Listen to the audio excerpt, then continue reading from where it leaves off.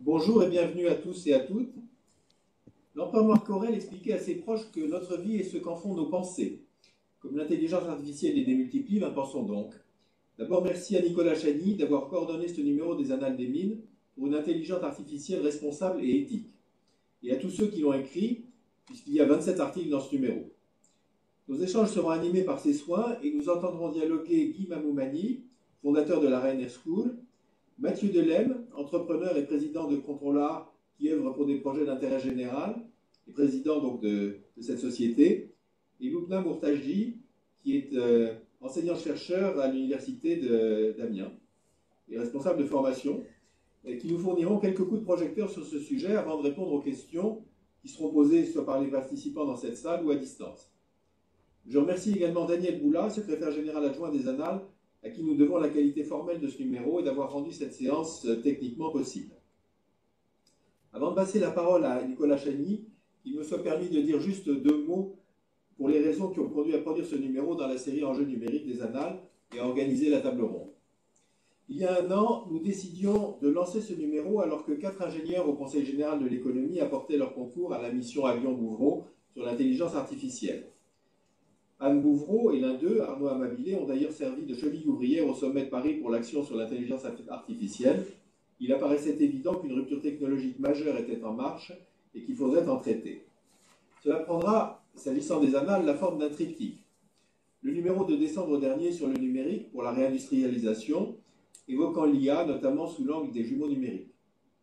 Le numéro de mars, dont nous allons parler, traitant des aspects éthiques et de régulation, alors que le débat fait rage entre les tenants d'une régulation forte où les stratégies publiques l'emportent sur les libertés publiques, la Chine, ceux d'une absence de régulation, notamment aux États-Unis, et la position médiane à laquelle s'efforcent la France et l'Europe, laissant place à l'innovation et aux nombreux aspects bénéfiques sur l'économie, la productivité, la créativité, la gestion intelligente et sobre de grands réseaux, tout en maîtrisant les risques. Explosion de certaines consommations d'énergie et d'autres matières premières, santé mentale, manipulation de la démocratie, atteinte à l'intégrité scientifique, aux droits d'auteur et beaucoup d'autres. Donc beaucoup d'avantages et beaucoup de risques simultanément. Nicolas Chagny vous dira comment ce numéro s'articule entre la diffusion de la technique et de ses usages, les enjeux environnementaux, les enjeux sociaux, les enjeux pour la prospérité et puis ceux pour la vie privée. Le numéro de mai, enfin, traitera de l'intelligence artificielle au quotidien au travers de nombreux exemples et pratiques en cours de développement. Entre-temps, s'est tenu il y a un mois le sommet de Paris pour l'action sur l'intelligence artificielle qui a donné lieu à une centaine d'actions pour une IA de confiance accessible à tous autour de 3 axes. Son appropriation par tous, son développement de façon durable et puis le renforcement d'une gouvernance internationale. Et nous avons eu droit à des discours politiques musclés venus d'outre-Atlantique dont les effets et les réactions qu'ils suscitent sont encore à venir. C'est donc en praticien que nous aborderons certains des aspects de l'intelligence artificielle. Permettez-moi aussi de mentionner, pour ceux qui ne les connaissent pas encore, les Annales des Mines. Fondées en 1794, ce sont à la fois la plus vieille revue imprimée d'Europe, qui vient de fêter ses 230 ans, et l'une des plus jeunes pour son nouveau site annalesdesmines.org qui a quelques mois, et par ses thèmes qui montrent la vivacité de nos réflexions pour échanger sur les meilleures pratiques d'aujourd'hui et les enjeux d'avenir. Elles comprennent 4 séries: réalité industrielle, gérer et comprendre, responsabilité et environnement et enjeux numériques. Les Annales des Mines sont ainsi dans leur rôle d'éclairer les enjeux structurels, économiques et industriels, écologiques, sociétaux, numériques et de management au travers de leurs 4 revues et les tables rondes qui accompagnent souvent leur sortie. Au sujet de la présente table ronde, sa version virtuelle est enregistrée, ce qui permettra de la retrouver sur le site des Annales. Les chantiers pour éclairer l'avenir sont donc nombreux. Je passe la parole à Nicolas Chagny pour animer cette réunion. Bonjour à tous et toutes, merci beaucoup Grégoire pour cette introduction, pour avoir rappelé que les Annales des Mines avaient 230 ans et aussi pour ta confiance dans la coordination de ce numéro. Alors juste après, je vais passer la parole à nos 3 invités pour qu'ils se présentent et qui disent pourquoi ils sont là et puis aussi qui disent quelques mots sur l'article qu'ils ont produit. Je les remercie d'ailleurs pour ça.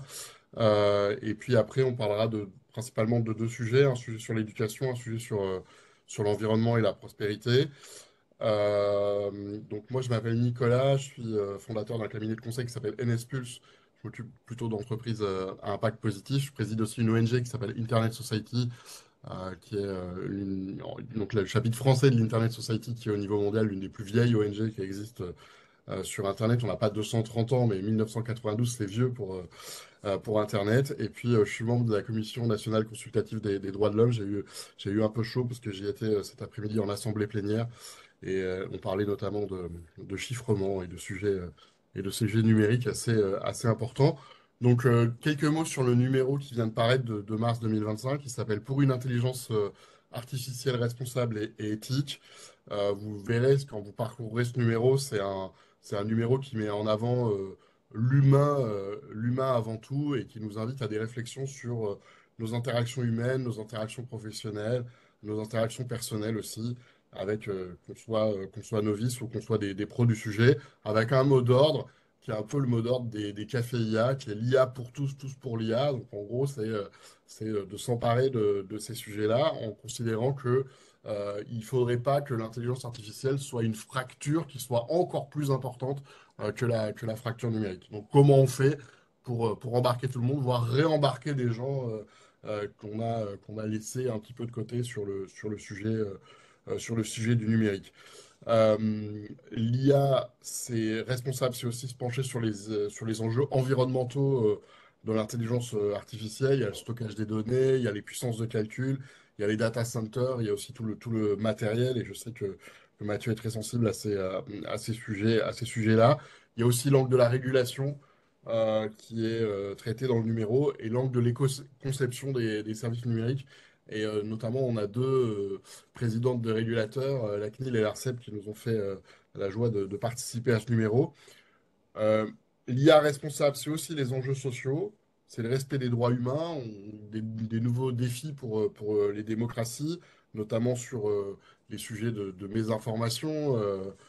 Voilà, l'intelligence artificielle permet de démultiplier la puissance d'inonder Internet par différents contenus et donc d'influer éventuellement sur les démocraties. Ça pose de nouveaux sujets.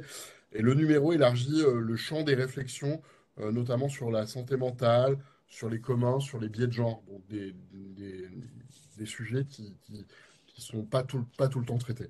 Ensuite, l'IA responsable, c'est l'IA pour la prospérité. Grégoire en a parlé. Moi, j'anime de temps en temps des cafés IA. Le sujet du travail, c'est un sujet qui est toujours là. Moi, je fais souvent une animation où je parle des peurs, des besoins et des envies autour de l'intelligence artificielle. Bon, souvent, j'ai le travail dans les trois. Dans les peurs, parce que mon travail va disparaître, mais peut-être dans les envies pour que je puisse le faire plus vite ou plus facilement.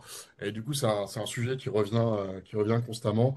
Euh, et euh, on va en parler, on va en parler juste après. Voilà, est-ce que l'IA, c'est de la création d'emplois? Est-ce que c'est de la transformation d'emplois? Est-ce que c'est de la destruction des moments d'emploi et qu'il faut l'assumer? Et la preuve qu'on est bien dans une révolution, c'est que enfin, quand l'intelligence artificielle générative a débarqué, c'est vraiment dans l'éducation et la formation qu'on a vu tout de suite des usages et tout de suite des gens qui ont eu peur, qui ont interdit, ou tout de suite des gens qui ont incité l'usage. Et quand une technologie entre si vite à l'école, en général, dans les classes, ça veut dire quand même qu'on est face à qu'on est face à un vrai changement. Et puis, dans le numéro, on a aussi un point de vue sur c'est quoi les enjeux de l'intelligence artificielle dans les territoires. Donc, un point de vue qui est un peu différent de ce qu'on lit parfois.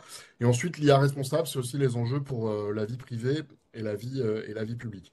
Avant de faire le tour de table, euh, Grégoire a cité le sommet. L'idée de cet échange, c'est aussi de se dire, bon, il y a ce qu'on a écrit dans ce numéro, en espérant que les gens qui étaient dans ce sommet le lisent. Et maintenant, bah, il y a ce sommet qui a eu lieu, il y a eu plein de déclarations. Bah, c'est qu'est-ce qu'on en fait, qu'est-ce qu'on retient et et avec quoi on part. Alors, la plupart des déclarations du sommet de début février vont dans le sens d'une IA responsable en général. Il y a une déclaration sur l'intelligence artificielle durable et inclusive pour la population et la planète. Alors bon, ça vous étonnera pas si je vous dis qu'il y a 60 pays qui l'ont signé, mais pas les États-Unis et le Royaume-Uni.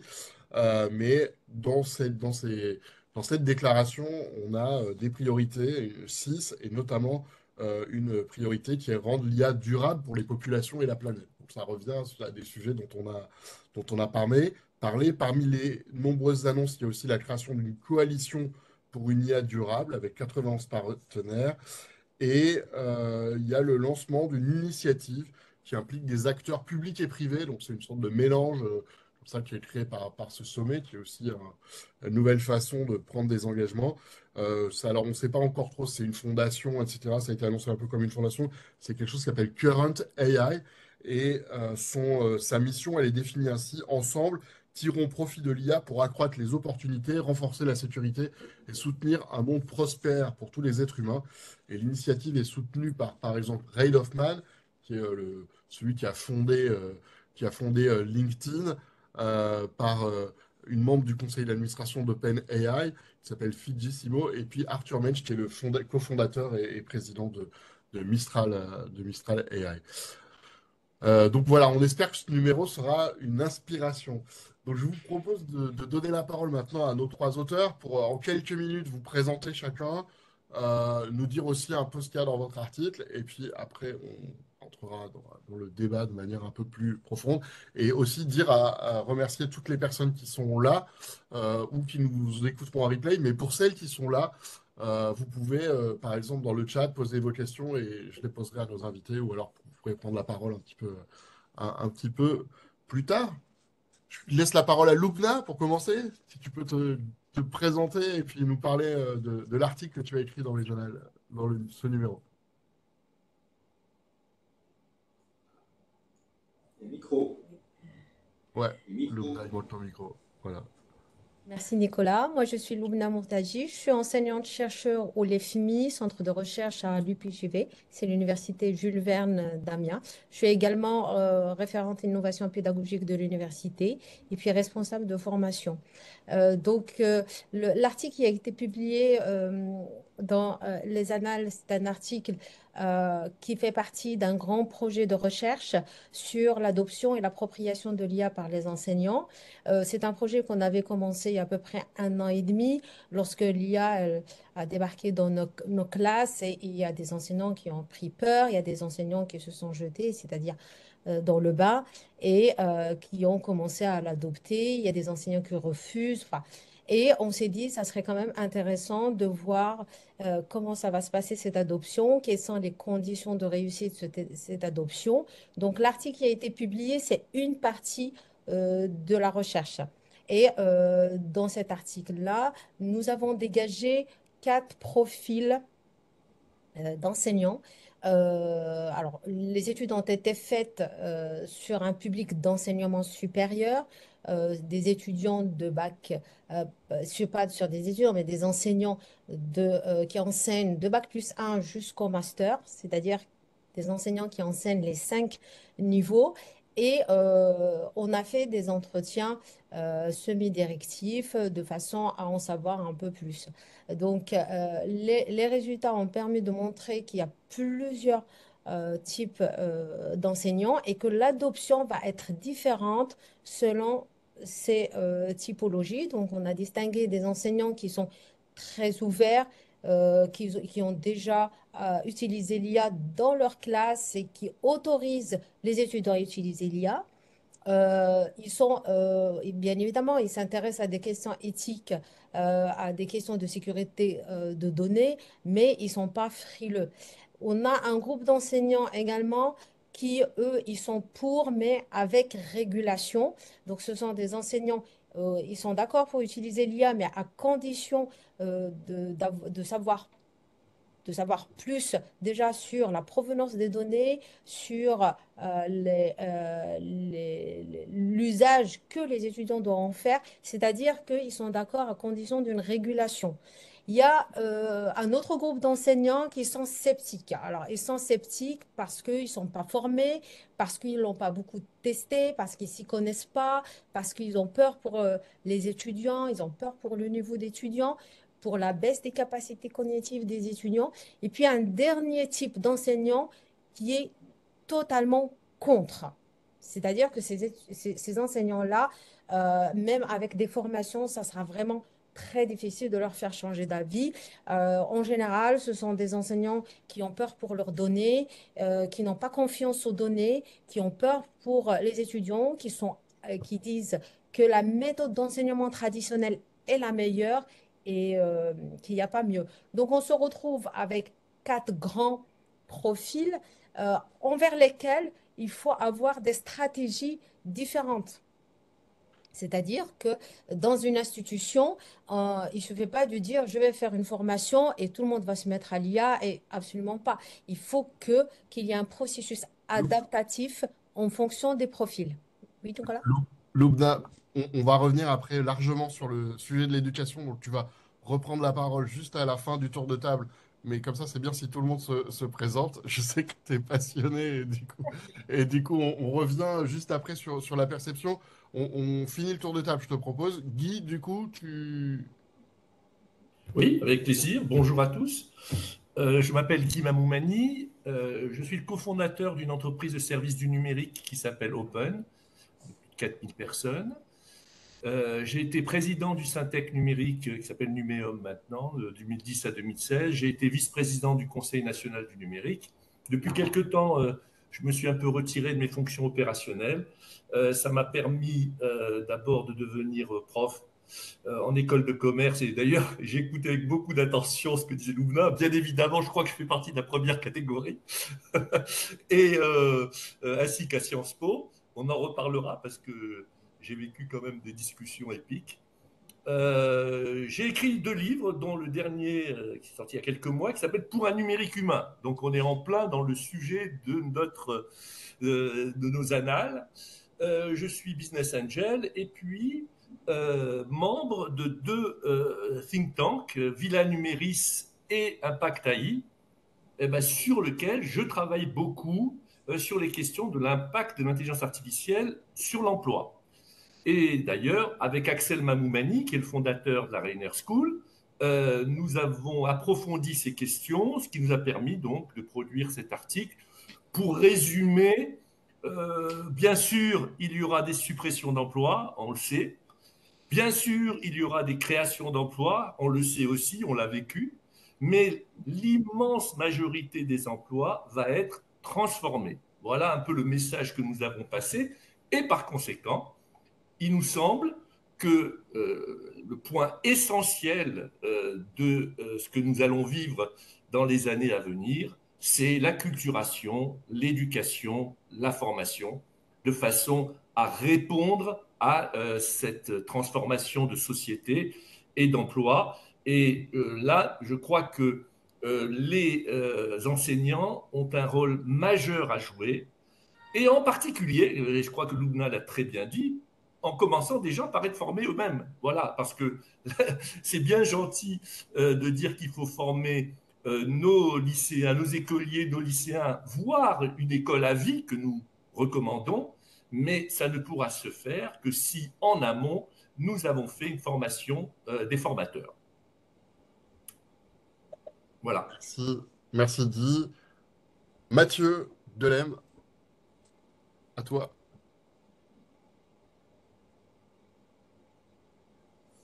Établir le son. Voilà. Bonsoir tout le monde. Merci de m'avoir invité. Mathieu Delem, j'ai 48 ans, je suis marié, j'ai 3 enfants. C'est des choses importantes pour moi.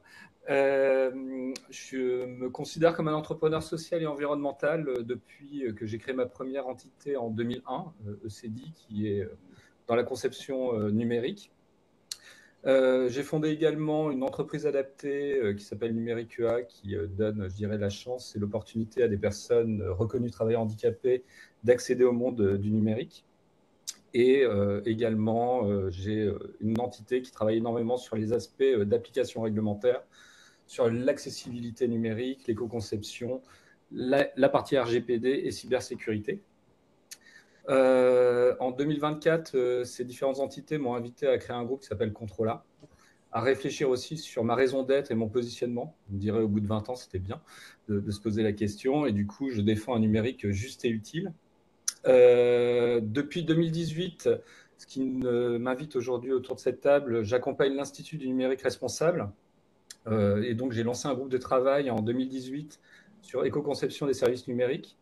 Et l'atterrissage, c'est qu'aujourd'hui, il y a le référentiel général d'éco-conception des services numériques qui est porté par l'établissement public de l'ARCEP.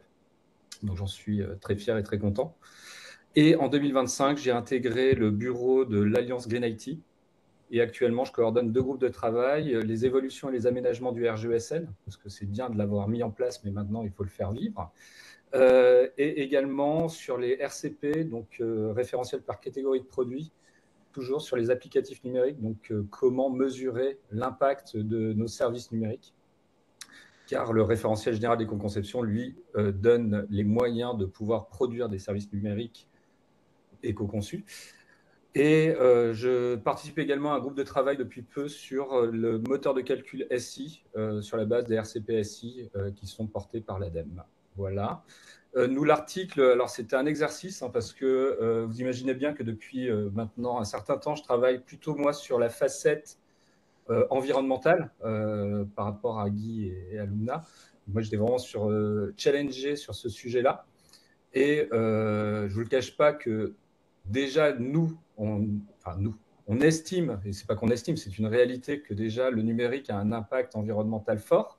On parle souvent, je dirais, de l'aviation civile qui est souvent pointée du doigt, mais nous sommes, d'un point de vue impact, déjà supérieurs à l'aviation civile. On vient de rattraper, et ce n'est pas glorieux, toute la partie transport lourd. Donc, pour vous donner à peu près une échelle, aujourd'hui, on est entre 3 et 4% de l'impact mondial, enfin 3% d'un point de vue mondial et 4% d'un point de vue national. Et donc, quand Nicolas nous a challengé, l'IA, ce nouvel invité, est un acteur qui risque d'être gourmand en ressources, gourmand en énergie. Et donc, il m'a posé cette question, mais comment tu vois, je dirais, l'intégration de l'IA d'un point de vue environnemental ? Donc, sur cette ligne de départ qui était déjà pas glorieuse, je me suis dit, oulala, c'est vertigineux la question, et comment on va l'aborder ? Et donc, on l'a abordé sur plusieurs aspects. L'aspect de l'éco-conception, donc vraiment une réflexion depuis la stratégie jusqu'à son run de comment on pourrait produire une IA frugale et sobre. Donc ça, c'est un challenge. Une réflexion sur les usages. Et là, je suis tout à fait d'accord avec Lubna Eli. Il va y avoir des sujets sur l'usage de l'IA, parce que l'usager, alors c'est bien de parler d'inclusivité et ainsi de suite, sans prendre un peu les devants sur le forum IA, mais il y a des vrais sujets sur l'usage et je dirais la responsabilité de chacun sur l'utilisation de l'IA et son intégration. Et puis, bien sûr, il y a la question IT for Green, Green for IT, de savoir est-ce que l'IA va nous apporter aussi, je dirais, des diminutions, je dirais, dans nos activités humaines et d'impact à travers son usage. Donc voilà, donc la conclusion de l'article, bien évidemment, on ne remet pas en question cette révolution qu'est l'IA. Hein. Moi, j'en ai connu 2 avant. Il y a eu l'arrivée du web à ma petite échelle. Mais c'était déjà une révolution et déjà les questions se posaient sur la remise en question de l'emploi, la remise en question, enfin, quelles étaient les menaces et les opportunités. On a eu la révolution avec l'arrivée du mobile et du smartphone. Et là, on a l'arrivée de l'IA. Donc, nouveau challenge, mais challenge avec des expériences qui nous permettront d'avancer. Merci à tous les trois pour ce tour de table, pour cette présentation. Et puis, en fait, Mathieu, vous avez explosé le score du nombre d'auteurs dans un article de la revue, donc bravo. On va parler maintenant des enjeux pour l'éducation qu'on a commencé à aborder avec Lubna. Donc c'est pour ça que je me suis permis de te dire qu'on allait reprendre le sujet. En fait, donc, t'as catégorisé tout à l'heure un peu les, euh, les enseignants enfin, tu les as un peu classés dans des plus fervents euh, jusqu'aux plus réfractaires. Et pour toi, c'est quoi enfin, qu'est-ce qui fait qu'un enseignant en fait va être dans une catégorie réfractaire ou va être innovant?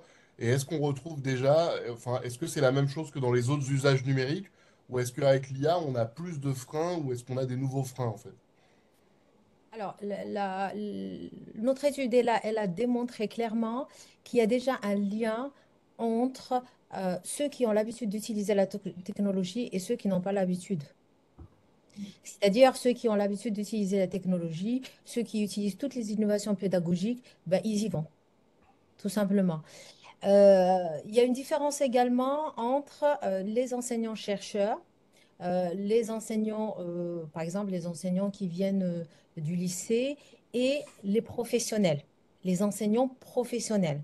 Pourquoi? Parce que les enseignants professionnels, ils ont l'habitude d'utiliser l'IA dans leur entreprise, donc ils trouvent ça tout à fait normal.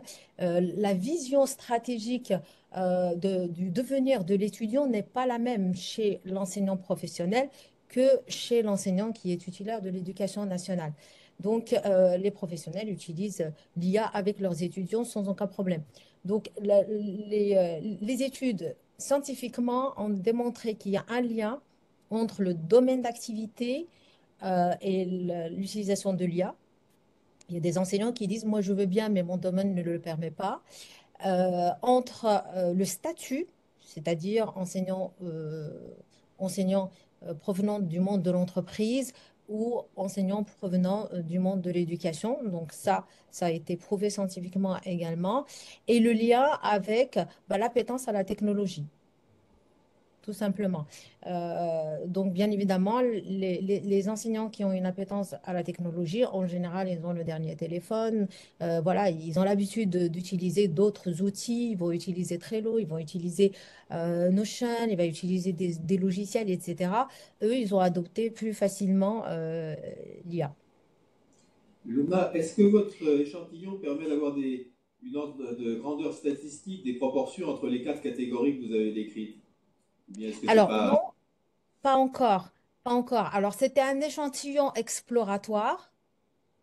De cet échantillon, nous avons dégagé des hypothèses, nous avons dégagé des variables et des corrélations entre les variables. En mois de mai, normalement, on va lancer la grande enquête. Et là, ça va être sur un échantillon très grand d'enseignants et sur tout le territoire français. Merci beaucoup, Lomna. Je pense qu'on va revenir on va revenir sur ce sujet-là. Parce que moi, j'avais tout de suite une petite question pour toi, Lomna, et après on passe la parole à Guy. Mais est-ce que tu as vu des enseignants un peu, enfin, est-ce que tu as constaté ou quoi, c'est des enseignants qui étaient dépassés par les élèves ou les étudiants sur ces sujets-là? Oui, oui. Ok. Oui, oui. Alors, j'ai constaté des enseignants qui sont dépassés. Je peux donner l'exemple. Il y a un enseignant en mathématiques. Chaque fois qu'il donne un exercice de mathématiques, l'exercice il est fait par l'IA et la séance elle se termine en 5 minutes. Donc, chaque fois qu'il donne un exercice, l'exercice il est fait par l'IA. Et puis, voilà. Donc, lui, il est dépassé. Il est dépassé aussi par le vide juridique, hein, il faut l'admettre. Il y a un vide juridique qui fait si un étudiant utilise l'IA, est-ce qu'on a le droit de sanctionner? On n'a pas le droit de sanctionner? Qu'est-ce qu'on fait? Et là, c'est pas encore ficelé, totalement ficelé. Il y a des chartes, mais il y a encore un vide juridique. Merci. Guy, je sais que c'est un sujet parce que tu as été prof. Hein, Guy, tu as été prof il y a longtemps.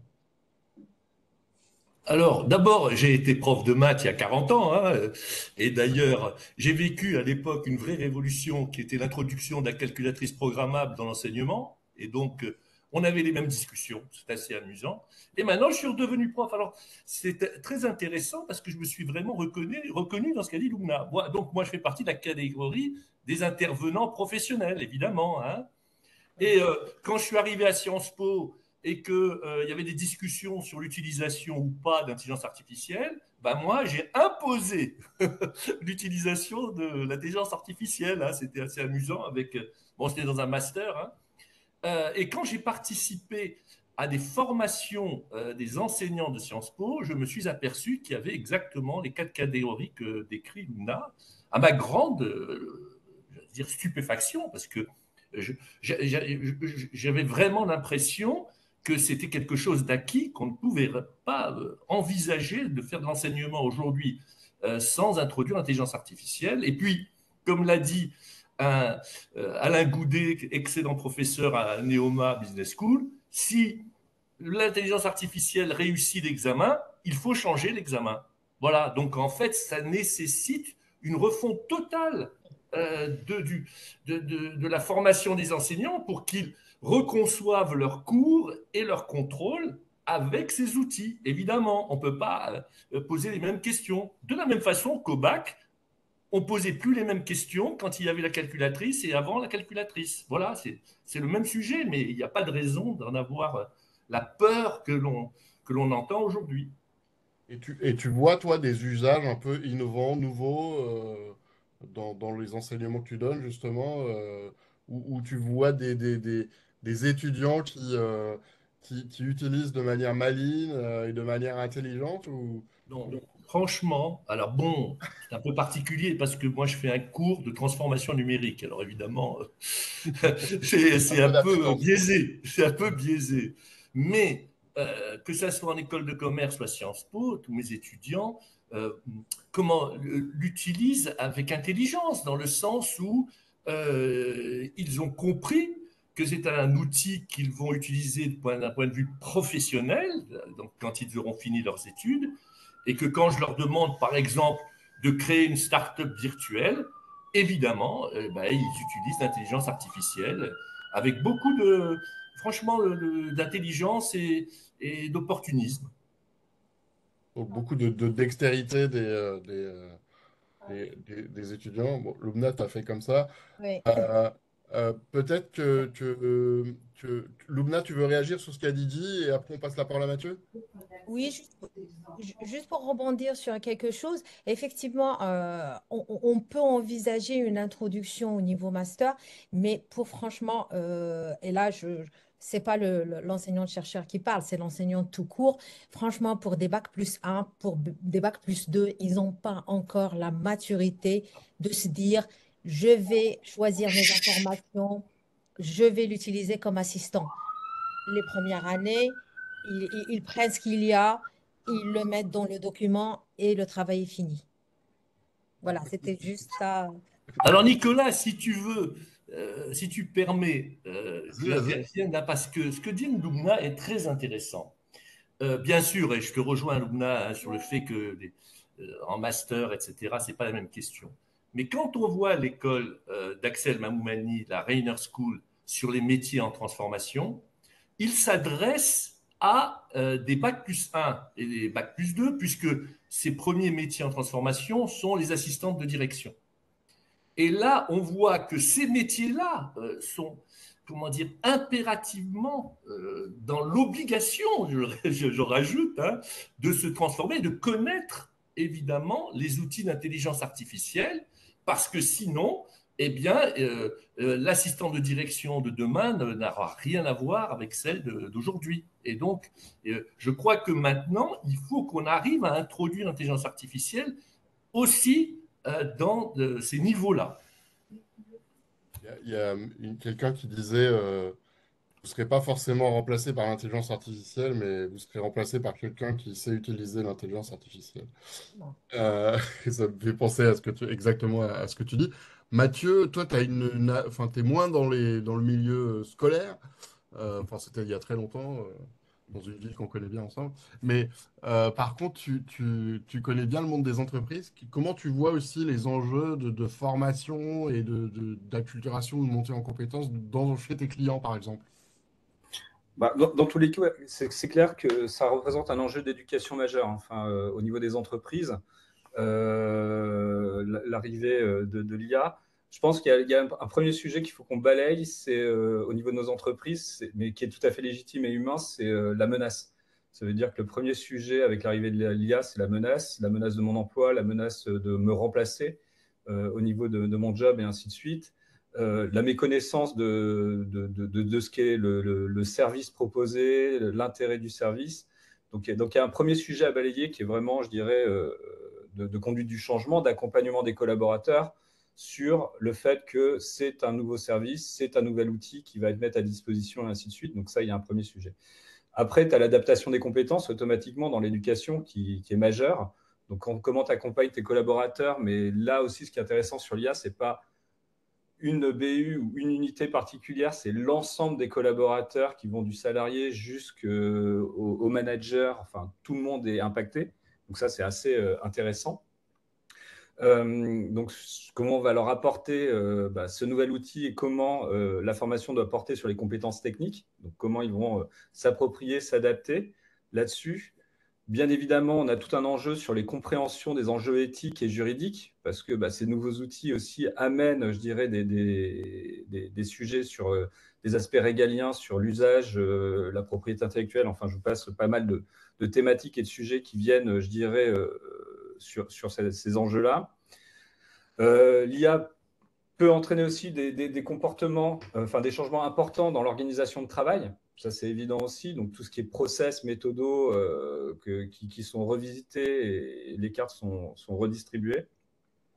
Et aussi, pour rebondir sur ce que disaient Guy et Lubna, moi, je pense qu'il y a un élément hyper important, c'est le développement de l'esprit critique. Parce que, bien évidemment, la production de l'IA doit être aussi, je dirais, challengée et critiquée pour pouvoir faire avancer et évoluer. Bien évidemment, il faut rentrer aussi dans ces entreprises parce qu'il y a deux choix dans la vie, c'est soit on prend la vague, soit on la surfe. Mais dans tous les cas, il faut bien évidemment être aussi, je dirais, dans un message de promotion de l'innovation. Et ça aussi, c'est de l'acculturation et d'expliquer que les choses vont bien se dérouler, bien se passer. Et je suis tout à fait aligné avec ce que disait Guy tout à l'heure. On l'a vécu sur plein de secteurs, c'est juste rebalayer les cartes sur les métiers. Et je suis tout à fait d'accord avec vous aussi que celui qui sera bon, ce sera celui qui a un usage, je dirais, fin des prompts et de l'IA. Et Mathieu, enfin, c'est pas une question piège, mais chez tes clients, tu as des clients qui arrivent comme ça et qui te disent je veux que vous utilisiez l'IA pour faire quelque chose, ou alors c'est vous qui le suggérez. Et si c'est vous qui le suggérez, est-ce que du coup, ils renégocient tous vos prix en disant de toute façon, vous l'avez fait avec l'IA, ça vous a pris 5 minutes? Mais t'as pas tort. Alors, ça arrivait il n'y a pas si longtemps que cela, où on nous a demandé deux budgets, un avec et sans IA. Donc, j'ai trouvé ça assez cocasse. Donc, j'ai trouvé ça assez rigolo. Mais oui, je te le cache pas que c'est en train d'arriver. Donc, on nous pose cette question-là. Pouvez-vous me faire un prix avec ou sans IA? Pourquoi pas? Donc, oui, bien évidemment. Après, bien sûr, un des risques dans le monde des ESN actuellement et ainsi de suite, mais moi, je ne le vois pas comme un risque parce que je vois ça avec un peu plus de hauteur sur le fait que ça va rebalayer les cartes, l'IA, sur, je dirais, la souveraineté, je dirais, de nos logiciels, de nos services numériques et ainsi de suite. Mais bon, on pourra en débattre. Mais aujourd'hui, dans tous les cas, c'est ce qui est sûr, c'est que oui, les acteurs du côté client, pour ce que nous on vit, nous posent déjà la question. Donc, ce n'est pas une question piège. Elle a débarqué. Mais ce n'est pas la bonne question par rapport au service proposé. Donc, ce n'est pas très gênant de pouvoir assez rapidement justifier l'intérêt ou le prix, parce que le prix dans le monde du service, bien sûr, est équivalent au temps homme le plus souvent et des outils utilisés. Mais bon, très bonne question, Monsieur Chani. J'aurais pu rajouter à ce qu'a dit Mathieu que nous vivons chez Open, même si j'ai pris un peu de recul, je vois bien ce qui se passe. C'est pas la première fois qu'on a des outils qui nous font gagner en productivité dans l'histoire des ESN. Donc ça fait 40 ans. On parlait des AGL à l'époque. Enfin, et c'est pas la première fois que les clients nous demandent des réductions, quoi. Donc il va falloir s'adapter. Il me semble qu'il y a une question aussi qui est importante, c'est les infrastructures pour que ça marche. Il faut des data centers, il faut des capacités d'hébergement des données correspondantes, et ça pose la question à la fois de la taille de ces data centers. Les investissements, c'est de l'ordre de la centaine de milliards, donc c'est quand même des choses significatives, et en même temps avec une consommation d'énergie qui croît extrêmement rapidement. D'où l'intérêt de la qualité des données. Il y a une question à la fois dans les usages, ne pas nécessairement utiliser l'IA pour des questions bêtes dont on a la réponse automatiquement autrement, et d'autre part, la qualité des données qui permet d'avoir une réponse avec des IA qui soient plus frugales que d'autres. Si je suis chercheur en biotech, je n'ai pas nécessairement besoin d'avoir des bases de données incluant les poèmes d'Horace ou les chansons d'Edith Piaf pour avoir la réponse à la question que je me pose. Donc il y a cet aspect-là qui me semble important pour l'avenir et pour avoir des dispositifs qui soient efficaces. L'un d'entre vous veut réagir à ce qu'a dit Grégoire?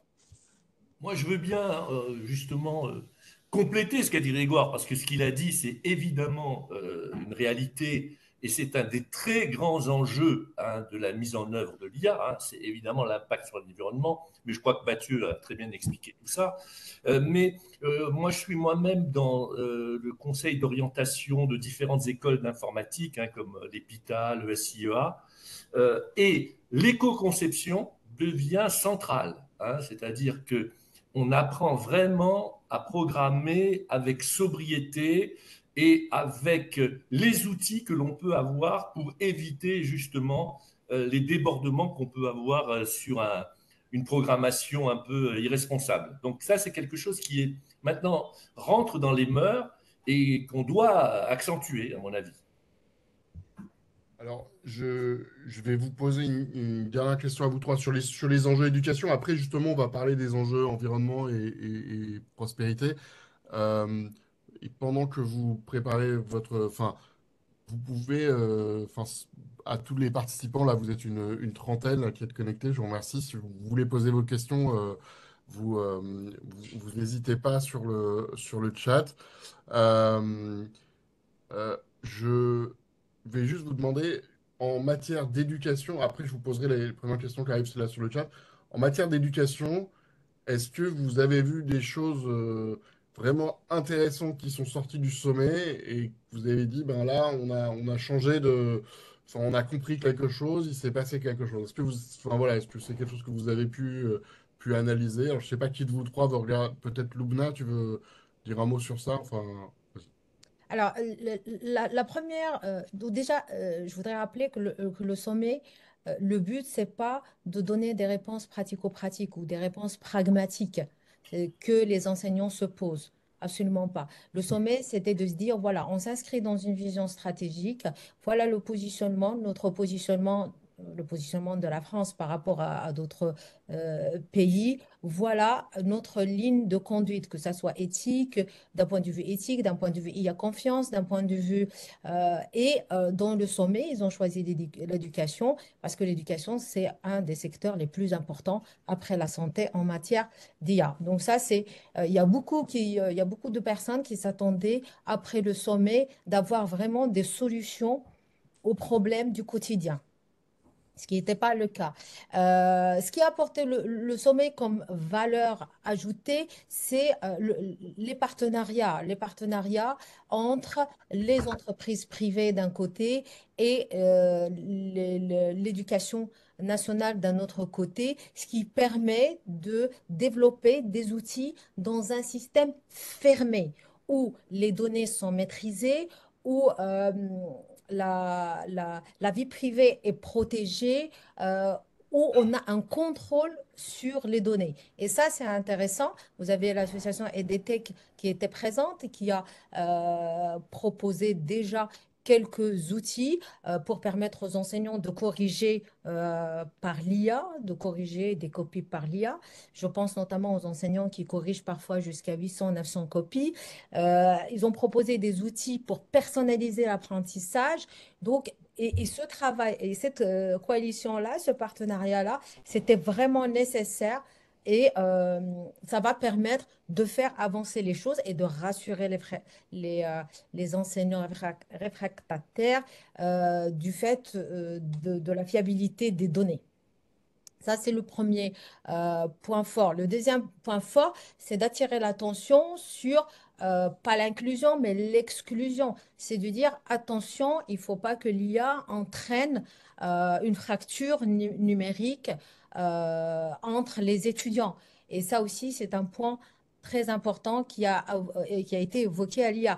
Un autre point aussi, c'est de dire, il faut se concentrer sur nos IA françaises parce qu'on connaît les modèles, on connaît les données, on sait comment ils ont été entraînés, on a une meilleure maîtrise, même si on est encore dépendant des États-Unis, mais il y a une meilleure maîtrise et tout ça, ça a été évoqué par le sommet, ça a fait avancer les choses. La charte, donc il y a une charte qui a été rédigée à la suite du sommet et cette charte-là, elle va être appliquée dans toutes les universités et cette charte, elle reprend toutes les questions éthiques, les questions environnementales, la nécessité de la pensée, la pensée critique, la formation des enseignants, la formation, même si ils ont beaucoup parlé de la formation des lycéens, très peu des étudiants, mais en tout cas la formation des étudiants également, l'accessibilité et l'équité. Toutes ces informations-là figurent dans la nouvelle charte et cette charte, elle a été développée, elle est en cours de finalisation, elle va sortir, je crois, en mois d'avril, après le sommet. Donc le sommet, c'était un prolongement parce qu'il y en avait d'autres. Il y en avait un en Angleterre, il y en avait un autre aussi. Et c'était le prolongement des deux premiers sommets. Et c'était pour marquer le coup de dire, on est là, on est attentif, on est à l'écoute de l'éducation et on va essayer de prendre cela en charge progressivement, bien évidemment. Mais ce n'est en aucun cas le but de sommet de trouver des solutions du terrain. Merci Loubna.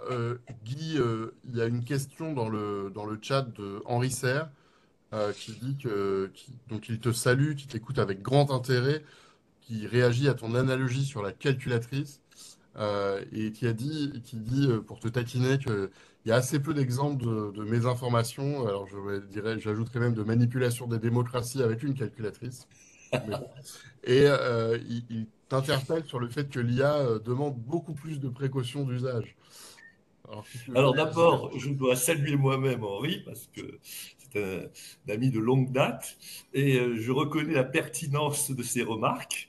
Et donc, je vais juste approfondir ce que j'ai fait comme parallèle, c'est que quand j'enseignais avec la calculatrice, je demandais à mes élèves de connaître, par exemple, la table de multiplication avant d'utiliser la calculatrice, de connaître les identités remarquables avant d'utiliser la calculatrice. Pourquoi? Parce que, je vais revenir sur l'IA, mais sur la calculatrice, vous avez le problème de l'ordre de grandeur. Et vous avez très souvent des élèves qui vont vous faire 35 fois 52 et qui vont vous dire « Ah, j'ai trouvé 1 500 000 ». Donc, c'est exactement la même idée. C'est-à-dire que pour l'IA, nous devons éduquer, former, et bien sûr, Henri a tout à fait raison, les enjeux sont bien supérieurs, mais on ne doit pas prendre l'IA comme de l'argent comptant. Voilà, comme une vérité. Donc, on doit l'utiliser, mais toujours savoir dans quelle mesure, d'abord, on n'a pas une hallucination ou on n'a pas tout simplement des réponses qui sont fausses. J'ai lu quelque part il y a quelques jours qu'il y avait 60% des réponses aux questions qu'on posait à ChatGPT qui étaient à corriger. Donc, la question est, et c'est ça le parallèle avec la calculatrice, c'est l'utilisation responsable, donc qui passe par une éducation avant d'utiliser l'intelligence artificielle. D'ailleurs, je donne cet argument à Lumna pour les récalcitrants, pour les professeurs récalcitrants qui veulent revenir à l'enseignement historique, c'est leur dire qu'il n'est pas question d'abandonner la lecture, l'écriture, le calcul. Non, il n'est pas question d'abandonner ça. Moi, d'ailleurs, je m'insurge quand vous savez ces expériences qu'il y a eu, je crois, en Suède, où on avait abandonné l'écriture pour utiliser l'ordinateur. Non, je pense qu'il y a des fondamentaux qui sont absolument impératifs pour utiliser l'IA. Et, premièrement, l'IA peut aider à l'acquisition de ces fondamentaux, ce qui est quand même aussi très intéressant. Et deuxièmement, lorsque on a les fondamentaux, on a une utilisation responsable de l'IA. Merci Guy. J'ai vu récemment une petite démonstration où on montrait que l'IA générative était plutôt nulle d'ailleurs en calcul et se trompait très souvent. Et on est typiquement là dans un problème d'usage parce que si on se met à utiliser l'IA pour faire des calculs, c'est exactement ce que disait Grégoire tout à l'heure, ça veut dire qu'on est un peu à côté de la plaque. Je voulais enchaîner avancer dans notre échange sur les enjeux pour l'environnement et pour la prospérité. Alors à chaque fois, je pose des questions à Mathieu un peu, mais Mathieu, est-ce que l'IA, ça consomme beaucoup on l'a dit tout à l'heure, de ressources environnementales, mais est-ce que c'est une solution? Est-ce qu'on pourrait poser la question à l'IA, comment tu peux résoudre le sujet de nos problèmes environnementaux? Bon, d'abord, si tu poses la question à l'IA, elle va te répondre par rapport à toute la matière qu'on lui a déjà fournie. Donc, elle va plus ou moins apporter les éléments de réponse que je vais t'apporter. Mais moi, je rebondis surtout, Nicolas, je réponds à ta question en même temps à Grégoire, qui a fait une introduction tout à l'heure sur ces investissements qui sont quand même colossaux. Hein. Enfin, les annonces des 100 milliards en France, enfin, France là-dessus, mais Europe, mais aussi les États-Unis, aussi les pays du Moyen-Orient. Enfin bref, il y a des effets d'annonce actuellement avec quand même, on parle de milliards d'euros d'investissement pour les uns et les autres. La problématique, en gros, pour vous l'expliquer, c'est que pour un service numérique, quel qu'il soit, on a 3 familles qui vont être impactées. Donc, celle qu'a évoquée Grégoire, qui sont les centres informatiques. Hein, donc, il faut bien, je dirais, héberger tout ça pour que le service soit proposé. Donc, l'IA pose une double problématique, c'est l'apprentissage et le service qui doit être, je dirais, desservi. Donc déjà, on n'est pas sur les mêmes centres informatiques actuellement proposés. Donc il faut les construire, il faut les fabriquer. Tout ça, ça demande du ciment, ça demande de l'eau, ça demande de l'énergie. Enfin, il y a énormément de choses sur les infrastructures déjà à mettre en place. Il faut mettre également, et on le voit très bien, des machines qui puissent, je dirais, desservir le service. Hein, donc et là, on voit bien le sujet aussi de la fabrication de ces matériels informatiques pour pouvoir desservir le service. Après, il faut bien que ça transite, il faut un réseau pour pouvoir délivrer toujours le service et des devices, donc des ordinateurs ou des smartphones, enfin le device qui va pouvoir interpréter et vous rendre le service. L'IA, en gros, rechallenge l'ensemble, je dirais, qui va du centre informatique jusqu'à nos devices. Donc, on ne peut pas se dire que l'IA va inviter à la frugalité et à la sobriété, au moins sur la fabrication, je dirais, de l'ensemble du système. Donc là, on va rentrer dans des sujets importants. Et la deuxième problématique qu'on a avec l'IA, c'est la consommation énergétique et principalement électrique de l'IA. À chaque fois que vous faites un prompt, ça demande énormément de ressources et de ressources énergétiques d'un point de vue électrique. Donc là, on voit bien que la construction là, de ces data centers invite à des consommations électriques hallucinantes à l'échelle actuelle. Hein. Là, on est quand même sur des représentations qui étaient au départ sur des villes comme Marseille, pour certains centres informatiques, et là, on commence à basculer même carrément sur des pays pour faire des représentations et analogies. Donc, on va avoir un vrai sujet, je dirais, en dehors de la mise en place des infrastructures, c'est même comment les alimenter d'un point de vue énergétique. Donc, il y a même des questions, je dirais, de réalité qui vont devoir se poser. Des amis comme le Shift Project ou autres, quand j'échange avec eux, même, on pourrait être sur peut-être des choix de machine à laver ou prompt. Peut-être qu'on se posera la question, mais j'espère qu'on n'arrivera pas à ce niveau-là. Mais donc, il va y avoir, je dirais, des limites parce que les ressources sont limitées et à un moment, on ne peut pas faire tout et n'importe quoi. Et on va avoir donc des vrais sujets, je dirais, de nos infrastructures, de nos stratégies énergétiques qui vont être aussi posées. Donc, on a quand même pas mal de choses, je dirais, à mener. Pour reprendre sur ce que dit Guy, oui, une des solutions, c'est comment faire en sorte que le service, et moi j'y crois énormément, soit de moins en moins gourmand. Parce que quand on a connu le web à son démarrage, pareil, il était énergivore, consommateur de matière et ainsi de suite, plus qu'aujourd'hui par rapport à ce qu'on peut produire. Donc, il va y avoir plein d'enjeux et de questionnements sur ces enjeux d'usage, bien évidemment, par rapport à l'IA, sur la fab et la consommation énergétique que ça sous-entend. Donc, on a des gros enjeux devant nous. Donc, ça, c'est le premier truc, mais ça, c'est vraiment sur l'IA elle-même. Et après, on a une autre thématique qui est souvent abordée, mais qui, moi, je trouve que c'est un peu cette notion de compensation, mais l'IA va aussi nous permettre de réduire nos impacts sur d'autres services ou d'autres usages. Mais là, j'ai envie de dire, c'est un peu comme aller planter des arbres. Je ne suis pas complètement, moi, convaincu que c'est la bonne solution. Bien évidemment, ça va amener des bénéfices, mais il faut bien aborder les deux sujets différemment et pas essayer de contrebalancer en disant oui, mais l'IT for Green va apporter pour le Green for IT. Je pense qu'il faut bien différencier les deux sujets. Il faut bien aborder les sujets avec les filières concernées qui vont de la fabrication des centres informatiques, le déploiement de réseaux et les devices, et tout ce que ça sous-entend pour ne pas commencer à venir mélanger les genres pour juste se justifier du développement de l'IA. Et je rebondis sur ce que tu dis, que tu as parlé là des enjeux environnementaux, sur les enjeux un peu plus, euh, un peu plus sociétaux, on va dire. Dans ta présentation de ton groupe, tu l'as dit, tu t'occupes d'accessibilité, d'éco-conception et tout, et c'était un peu le thème de votre article. Mais est-ce que l'IA va permettre des choses qu'on pouvait pas faire avant ou qui étaient trop coûteuses enfin, en termes de, donc là, je suis plus sur les thèmes de l'inclusion, du coup, est-ce que ça va permettre une meilleure inclusion parce qu'on va rendre des services plus accessibles ou on va automatiser certaines choses accessibles ou éco-conçues, par exemple?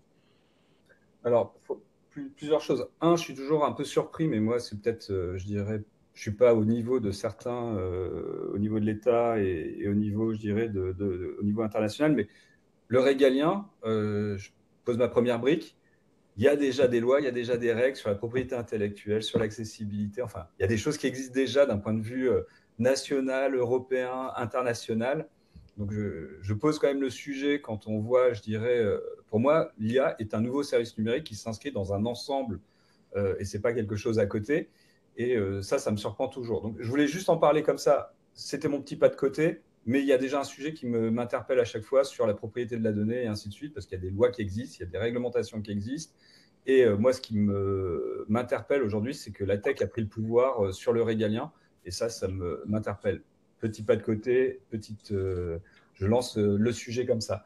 Cependant, ce qui est intéressant sur l'IA, et on le vit nous actuellement, c'est que par contre, la production des éléments effectués par l'IA, là si je parle d'un point de vue purement numérique, bah, l'IA est meilleure aujourd'hui que l'humain, je suis désolé de le dire, parce que c'était un des sujets souvent avancés, que l'IA produisait du code pas bon, produisait une qualité dégueulasse, excusez-moi de l'aspect familier, ce qui est faux.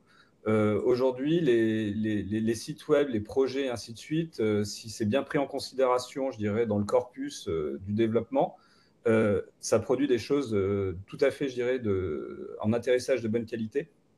Donc, tout ce qui est éco-conception, accessibilité, sécurité, ainsi de suite. Si le corpus, je dirais, à la genèse est bon, vous avez des choses à la sortie qui sont de bonne facture. Donc ça, c'est vraiment sur la production d'éléments. Donc, si j'ai un site ou un service numérique accessible, Nicolas, donc automatiquement, ça répond à la remarque que tu viens de me faire. Oui, ça peut aider, ainsi de suite. Après, le sujet est tellement vaste, et Lumna et Guy l'ont évoqué. Après, tu auras toujours une fracture numérique qu'on connaît également sur le web globalement, car tout simplement, il y a aussi des sujets générationnels. Donc, il y a des gens qui seront toujours mis, je dirais, enfin, générationnels ou des sujets de société. C'est compliqué aussi d'arriver à réembarquer tout le monde. Si ma maman, demain, qui n'a aucune appétence et aucune affinité sur le numérique, doit faire des prompts, déjà, il faudra lui expliquer utiliser l'ordinateur, lui expliquer l'usage d'un prompt, qu'est-ce qu'un prompt, et d'avoir, je dirais, le recul ou l'esprit critique de savoir quel est le corpus qui a été tapé pour pouvoir donner un résultat. Donc, bref, c'est trop vaste pour elle et ainsi de suite. Donc, je pense que la fracture numérique, elle continuera quand même. Enfin, ça va être compliqué, mais ça va aider. Enfin, moi, je suis sûr que ça aide.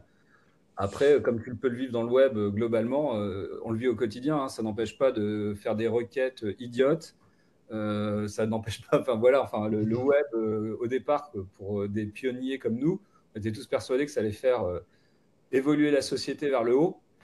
Je ne suis pas complètement convaincu de ce que je vois. On a tous évolué vers le haut, donc j'imagine bien que l'IA va aussi embarquer des choses qui seront plus, je dirais, déviantes. Voilà, donc on avance là-dessus, mais on a le régalien. Oui, les services que ça peut proposer, oui, ça peut faire avancer des sujets et des causes et des choses. Cependant, on aura toujours, enfin, on ne peut pas se leurrer qu'on aura toujours des gens qui seront un peu malheureusement mis à la marge ou sur le pas de côté par rapport à tout le travail que évoquent Guy et Lumna. Hein. C'est à partir, je dirais, de du plus jeune âge, de donner, je dirais, les leviers, les tips pour bien comprendre comment ça marche. Merci Mathieu. Dans le chat, il y a Alain Ducasse qui. Alors, vous pouvez réfléchir à votre réponse, puis la répondre après. Mais donc Alain dit, le cerveau humain consomme 20% de l'énergie du corps. Peut-on extrapoler sur le fait qu'à terme, l'IA consommera 20% de l'énergie consommée dans le monde? Alors Grégoire, tu as commencé à réagir, tu veux dire un mot? Ou... Oui, je vais peut-être dire oralement ce que j'étais en train d'écrire. Le numérique au niveau mondial, c'est 3,5% grosso modo de la consommation d'énergie. Et ça peut impacter positivement les 96,5% restants. Donc ça, c'est pour l'équilibre entre les deux. Ensuite, si on prolonge les tendances actuelles qui sont nettement explosives du côté de l'IA en particulier, on va plutôt vers 8% en 2030. Et pour la question d'Alain qui était de savoir si où est-ce qu'était l'asymptote, là je ne sais pas répondre parce que il y a vraiment à la fois une exponentielle qui croît très vite et puis des contre-feux ou qui sont également très intenses en termes d'efficacité. Donc le résultat est à peu près imprédictible à horizon 2050. Mais par contre, il me semble que ce qu'on peut dire de manière plus précise, c'est alors deux choses. D'abord, il y a un excellent numéro des Annales des mines d'avril 2023 qui traite du sujet des consommations du numérique. Alors c'était un peu avant l'explosion de l'IA, mais ça dit quand même des choses raisonnables. C'est-à-dire que c'est comme le cholestérol, il y a le bon et le mauvais cholestérol. Les cryptoactifs, par exemple, le Bitcoin en tête, consomment énormément d'énergie. Ça a plutôt tendance à concentrer le capital sur pas grand monde et à créer de l'instabilité sur un certain nombre de sujets financiers, macroscopiques, et également sur foutre en l'air les régulations contre les narcotrafics, enfin bref, un certain nombre de choses qui sont nuisibles. Donc ça, c'est mauvais, c'est mauvais cholestérol. Et puis le bon cholestérol, des applications d'optimisation des réseaux, qu'il s'agisse des transports, qu'il s'agisse des machines, qu'il s'agisse du numérique lui-même, qu'il s'agisse de l'énergie, sont par contre extrêmement positives sur les économies. Et donc, la bonne question, c'est comment est-ce qu'on essaye de limiter le mauvais cholestérol et comment est-ce qu'on se sert au maximum et qu'on optimise le bon. Et de ça résultera la réponse à la question d'Alain, que je n'ai pas, mais tout ce que je peux dire, c'est quels sont les outils sur lesquels il faut agir pour qu'on soit un peu en dessous des 20% qu'il évoque. Je me permets, Grégoire, mais à vérifier les chiffres. Je serai très modeste parce que là, je ne les ai pas devant les yeux. Mais je pense que les 3,5-4, c'est les gaz à effet de serre. La consommation énergétique électrique, c'est plutôt, on est déjà sur des ordres de grandeur bien plus importants. Et je pense que le vrai sujet de l'arrivée de l'IA, ça va être la consommation. Enfin, j'enlève pas les matériaux rares et précieux, l'eau et ainsi de suite de la fab. Hein, il y a une incidence importante. Mais sur la consommation énergétique, on est plutôt déjà, je dirais, plutôt dans les ordres de grandeur qu'évoque Alain. Donc, ou sur les projections à venir qui sont très difficiles à faire. Si on parle de... Mais l'énergie n'est pas l'électricité. Ce que tu viens de dire, c'est vrai sur la part dans la consommation d'électricité. Ouais. À ce moment-là, je suis d'accord. Mais il faut voir quand même que l'électricité, pour la France, c'est un quart des consommations d'énergie encore. Enfin, donc il y a encore de la marge. Je vous propose qu'on continue. On a parlé pas mal d'environnement. Je propose qu'on continue avec Guy sur bon, comment on fait, Guy, tu travailles, enfin, c'était un peu l'objet de votre article avec Axel. Comment on fait pour faire que l'IA ce soit vraiment une opportunité sociétale, une opportunité d'inclusion, comment on fait? Bah, le sous-titre de mon livre, c'est les 8 conditions pour réussir la transformation. Et évidemment, il faut absolument respecter ces conditions si on veut avoir une chance d'avoir une IA au service de l'humain et pas l'inverse. La première, bon, globalement, on a couvert quand même un certain nombre de ces conditions, parce que évidemment, il y a la question de l'impact sur l'environnement, et c'est essentiel. On ne peut pas imaginer que l'on... bon, ça a été très bien dit, donc je ne vais pas le développer. L'impact sur l'environnement est un enjeu fondamental. Celui de l'inclusion est absolument impératif. C'est-à-dire qu'il faut absolument qu'on ne refasse pas les mêmes erreurs que sur le numérique, où on a quand même exclu près de 14 millions de Français. Hein. Donc, il va falloir trouver des solutions là-dessus. Et pour moi, les solutions, ça commence déjà à l'école. Hein. Bon, je sais que ça a été très, très discuté. Hein. Par exemple, je suis absolument opposé à l'interdiction des smartphones à l'école et au collège. Hein. C'est quelque chose qui est très populaire, mais en fait, c'est ridicule parce que ça devrait être au contraire un outil pédagogique utilisé massivement pour avoir plus d'inclusion. Vous savez que on parle toujours des personnes âgées, de nos mères, etc. Mais on voit souvent que des jeunes qui sont de très bons utilisateurs des réseaux sociaux ou des jeux vidéo ne sont pas fichus de remplir un imprimé en ligne.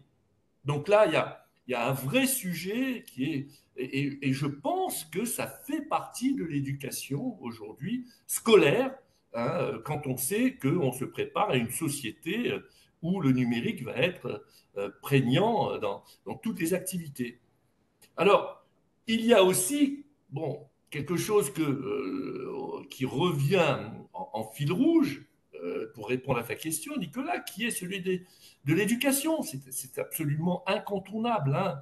L'éducation, je l'ai dit, à l'école, mais aussi la formation dans une école à vie, puisqu'on va rentrer dans une société où ça va aller à une vitesse absolument incroyable. Et par conséquent, c'est pas parce qu'on a fait un bac plus 5, un master ou je ne sais quoi, qu'on peut se dire qu'on est tranquille toute sa vie. Non, il va falloir justement se reformer en permanence dans ce que j'ai appelé moi l'école à vie, hein, et qui me paraît maintenant essentiel. Bon, alors on peut trouver comment dire, d'autres enjeux. Hein. Je ne vais pas citer tous les enjeux que j'ai décrits, mais c'est résumé très simplement par une phrase que j'ai beaucoup aimée et que j'ai beaucoup citée de Bergson, de Henri Bergson, c'est notre avenir n'est pas ce qui va arriver, mais ce que nous en ferons.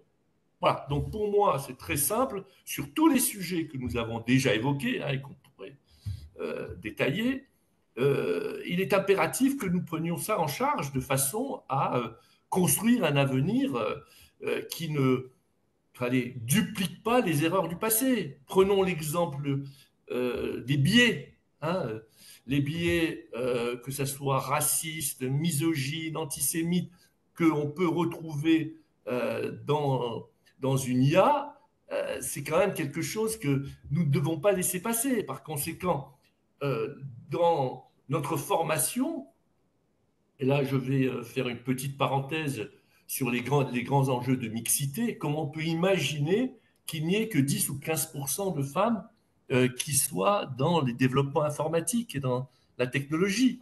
Il faut absolument que l'on développe ces sujets-là de façon, au moins, essayer de construire avec l'IA un monde qui soit beaucoup plus harmonieux.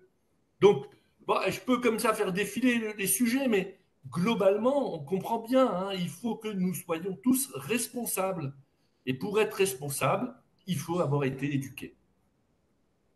Alors justement, Loubna, Guy a rebondi sur les sujets d'éducation. Comment on fait pour qu'on utilise au sein des lieux d'enseignement en général, hein, que ce soit l'enseignement supérieur, la formation ou l'école, comment on fait pour que cet usage de l'IA devienne responsable et un peu, enfin, un usage, des fois on parle d'usage conscient, quoi. Comment on fait ça? Alors, il y a trois choses. Première chose, c'est la sensibilisation. Il faut sensibiliser et enseignants et étudiants. La sensibilisation, elle va passer par la formation régulière, donc formée, et par la prévention. Pourquoi je parle de prévention? Parce qu'il y a un point sur lequel, enfin, un point qu'on n'a pas abordé, c'est l'addiction. C'est l'addiction de l'IA. Et ça, c'est un sujet, si vous vous rappelez, quand on a fait le colloque sur l'IA pour tous, ça a été abordé largement. Il y a des étudiants qui peuvent, ou des enseignants qui peuvent devenir addicts à l'utilisation de l'IA et à un certain moment ne peuvent plus se séparer de l'IA. Donc, il y a trois choses, sensibilisation, formation et prévention. Je pense avec ce trio-là, on peut euh, personnellement, moi, je préconise une introduction progressive de l'IA.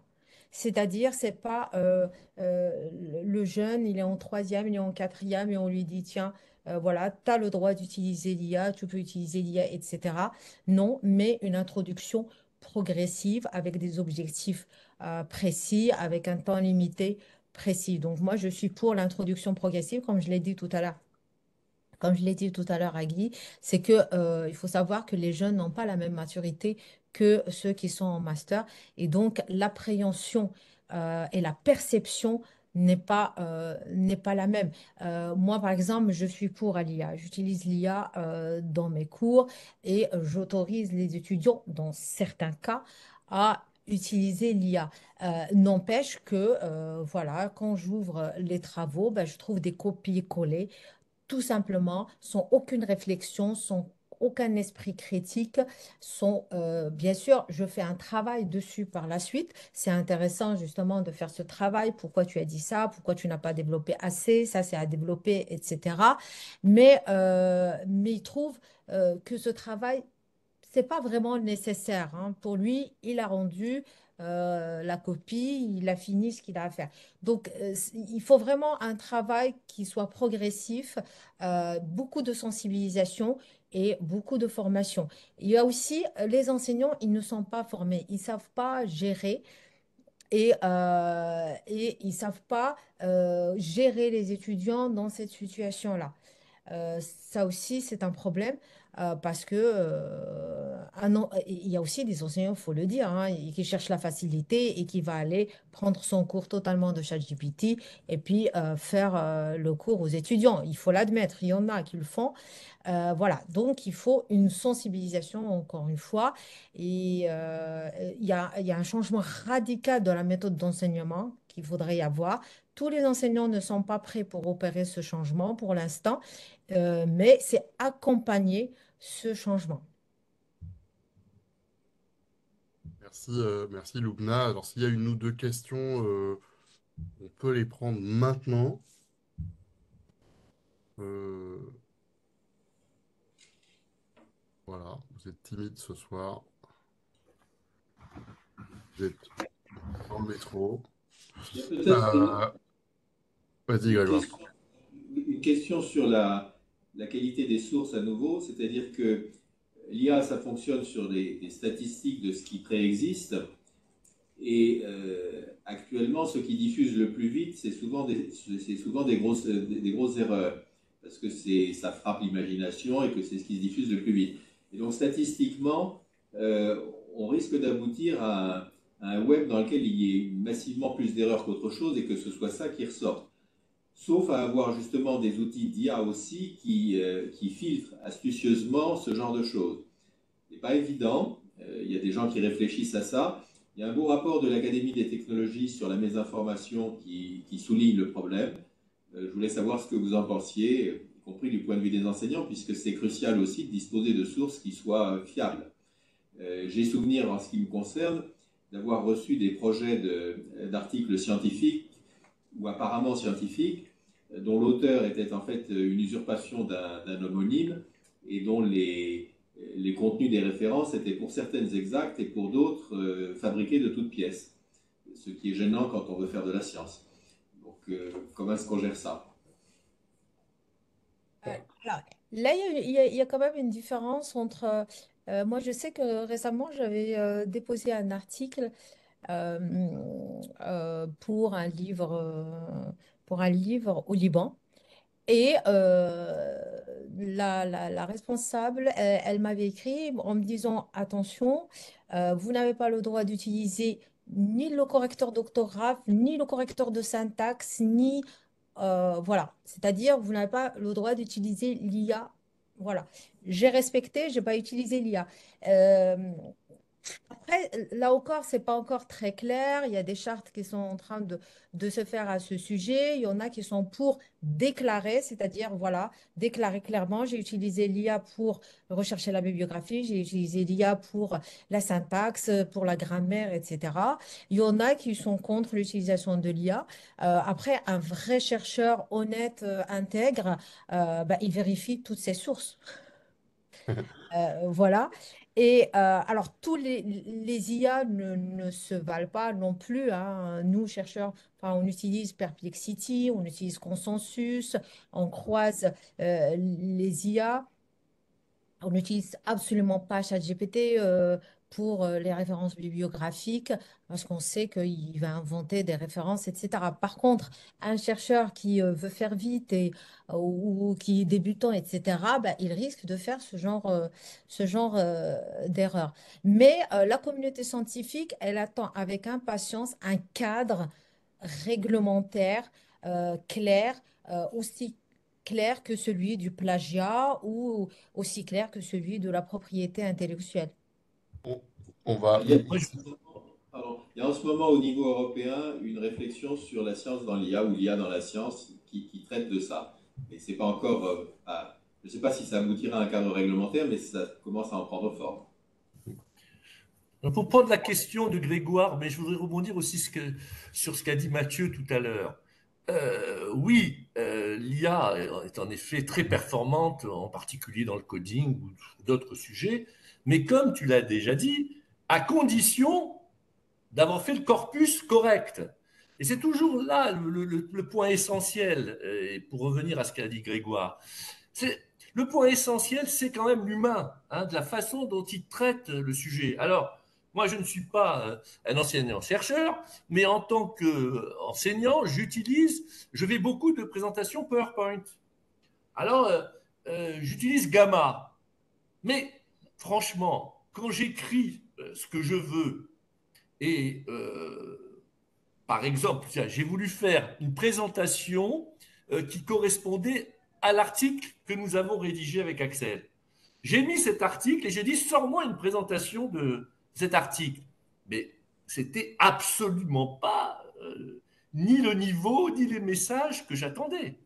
Donc il a fallu, bon, ça m'a aidé parce que le plan était pas mal et encore, il a fallu que je change pas mal de choses, quelques illustrations, mais des fois c'était ridicule. Enfin, au bout du compte, je pense que comme l'a dit Luna, comme l'a dit Mathieu, pour même juste une présentation PowerPoint, eh bien ça va dépendre de ce que vous allez faire, de ce que vous allez y mettre dedans. Parce que sinon, eh bien ma foi, je pense que ça ne sera pas satisfaisant. À la 5e ou 6e répétition, j'ai commencé à avoir une présentation correcte. Mais franchement, à la fin, je me suis demandé si j'aurais pas dû y aller directement sur mon PowerPoint traditionnel. Voilà. Bon, alors, ce qui est vrai aussi, c'est que je pense que tous ces outils-là vont progresser. On voit bien que ça progresse à une vitesse extraordinaire. Mais je reste convaincu que c'est ce que nous en ferons qui va produire quelque chose de convenable. Et je, alors là, je m'avance un petit peu, je reste tout à fait sceptique sur toutes ces annonces d'intelligence artificielle générale qui vont remplacer l'humain un peu partout, etc. Moi, je dis toujours quelque chose, c'est que l'IA est excellente lorsqu'on maîtrise le sujet. Je Exactement. pense qu'aujourd'hui, Grégoire, moi j'utilise l'IA par exemple, mais que avec des corpus, que avec une base documentaire que j'ai alimentée. Pour moi, je veux que les sources soient maîtrisées, parce que dans tous les cas, quand je fais sur de l'IA générative de masse, je n'ai aucune indication, enfin il en donne, mais je peux le savoir, mais d'où viennent les sources.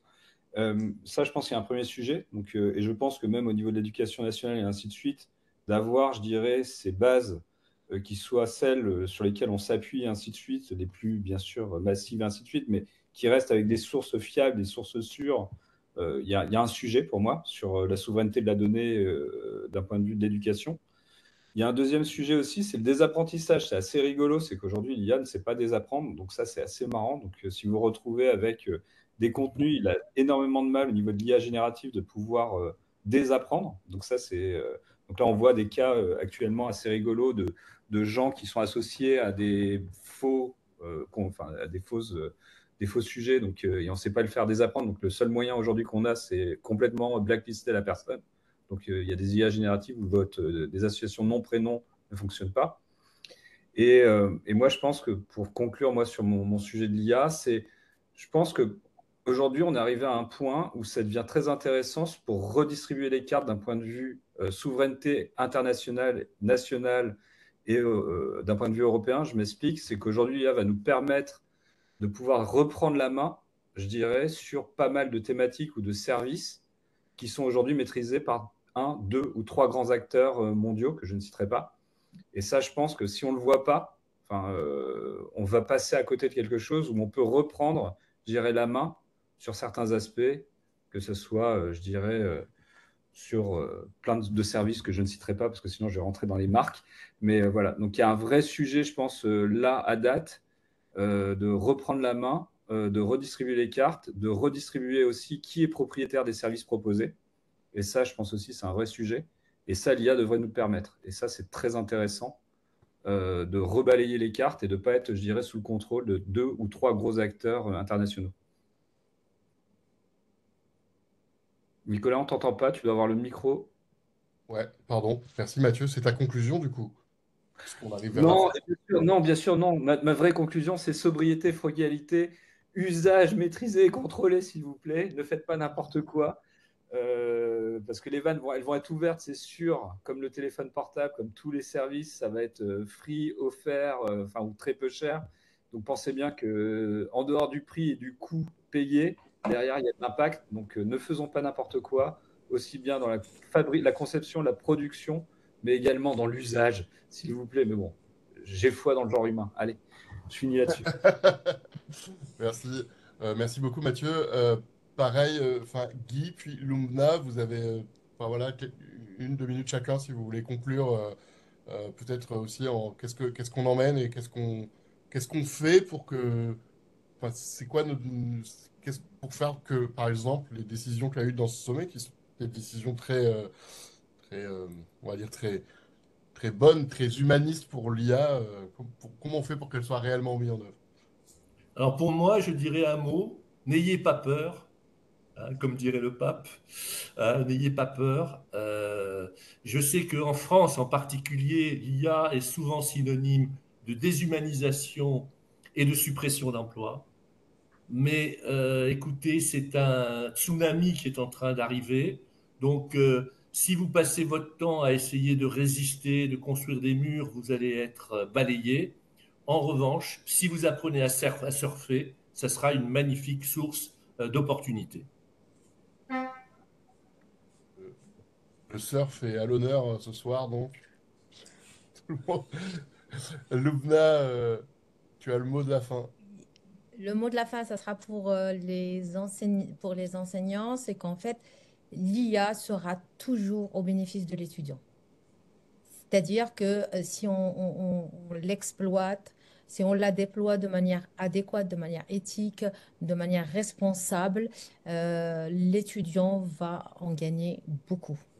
Et comme on pense toujours à l'étudiant, donc je pense que j'incite tous les enseignants à au moins essayer et voilà, et de ne pas essayer d'éviter la vague. Merci, merci Lubna. Et Voilà, surfer là-bas. Grégoire, est-ce que tu veux dire un mot et on pourra clôturer Merci. ce Je moment? pense qu'en fait, c'est un peu le mot de la fin. Je note que, au fond, vous êtes tous optimistes et optimistes dans nos capacités à utiliser au mieux l'IA. Ça me paraît très roboratif. Alors, elle doit être de qualité, elle doit être frugale, elle doit être réfléchie, mais en même temps, elle est une source de progrès considérable sur lequel il faut jouer. Et les aspects de formation à l'IA sont apparus comme essentiels. Ça me semble une bonne leçon de ce que nous avons dit ce soir. La prochaine table ronde sera sur un tout autre sujet, c'est-à-dire les dispositifs médicaux. Et le prochain numéro des Annales sera sur l'adaptation au changement climatique pour l'industrie. Donc, on restera dans des sujets partiellement environnementaux, mais sous une autre forme. Et voilà, je vous remercie beaucoup pour votre participation et je vous souhaite une bonne soirée. Merci, Merci merci à Grégoire, toutes et merci à tous. vous, merci Nicolas. À bientôt. Tout le monde. Merci.